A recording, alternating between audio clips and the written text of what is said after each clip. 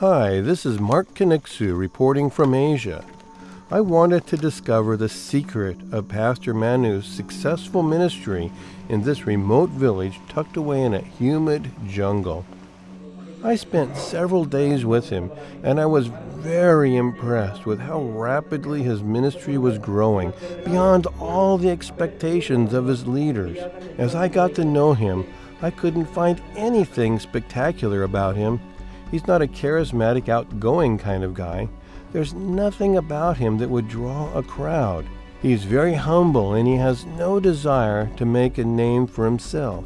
At the end of my visit, the only reason that I could see for the growth of his ministry is his utter dependence upon the Lord. When I first arrived, Pastor Manu shared his story with me.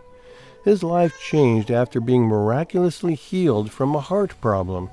He thought he was going to die. He tried medical treatments and he prayed to his gods for a cure, but nothing helped. One day, he encountered some people who were going to a prayer meeting. Desperate for healing, he went with them and started attending the meetings. After a few visits, Manu asked the Christians to pray for him. During their prayer, he suddenly felt something change within him. Manu knew that Jesus had miraculously answered the prayers of the believers, and that day he surrendered his life to the Lord. When he went back to the doctors for a checkup, they told him that he was completely healed. After he was cured, he said that joy flooded into his life, and he had a deep yearning to know more about the God who had healed him. As he learned more about the Lord and became closer to him, Manu developed a strong desire to share the love of God with others who were struggling just like he was. He enrolled in a GFA Bible college, and after graduation, he went back to his home village. One day I went with Pastor Manu as he visited people in the villages near his church. He spends a lot of time visiting and developing relationships with the people in his area. After seeing the example of Jesus in his life, they ask him to have a prayer meeting in their village so that they can learn more. It's not long before many of them choose to give their lives to the Lord.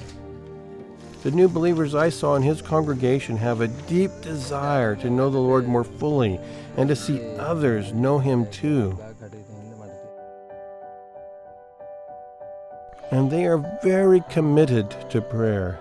On Saturday, I watched a group of women walk into the forest near the church building. Laying mats on the ground, they sat and began their own time of worship.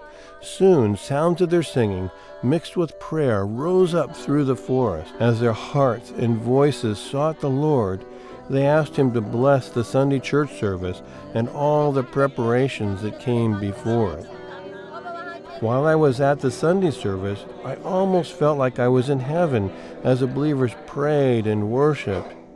When the service ended, I watched many people approach the pastor for prayer. I was so impressed that Pastor Manu would give so much time to the people after the service. I observed another very exciting aspect about the believers in his church. Many of them go with Manu as he visits nearby families. Like a fly on the wall, I watched the pastor and believers ministering to the people. They would listen to them and then pray and encourage each one as the Lord led. Often the people would decide to attend local prayer meetings and go to the Sunday worship service at the church. But one thing that really touched my heart is the fact that the need for the love of God is still so great in this region, greater than just one pastor can possibly meet. Pastor Manu told me that when he sees the needs of the people around him, he's compelled to continue his ministry. And he told me that more workers are desperately needed.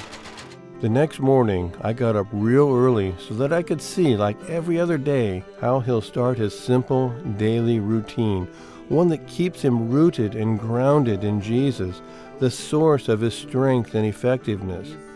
He began with worship and prayer to his King.